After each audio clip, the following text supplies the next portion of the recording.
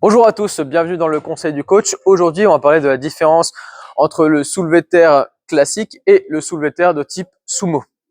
Déjà, on va parler un petit peu de l'exécution. Je vais vous montrer la différence entre un soulevé de terre classique où je viens à peu près largeur d'épaule, bien projeter les hanches sur l'arrière, donc avec une flexion du buste importante, et ensuite projeter les hanches sur l'avant comme ceci. À l'inverse, le sumo, on va se retrouver dans une position déjà plus écartée au niveau des jambes, ce qui demande plus d'ouverture au niveau des hanches. Et au niveau du placement, je vais avoir une trajectoire plus verticale.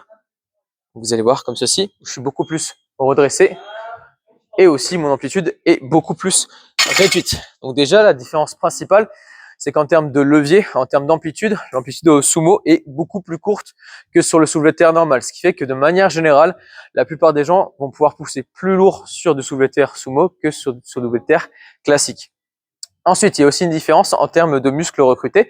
Sur le soulevé de terre classique, donc que je vais refaire, on va avoir une forte sollicitation au niveau des extenseurs, donc des lombaires et aussi des fessiers.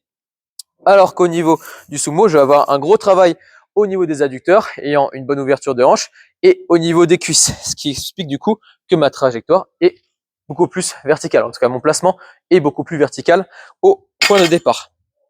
Voilà la différence majeure entre les deux. Si ce conseil vous a plu, n'hésitez pas à liker et on se retrouve sur le prochain conseil du coach.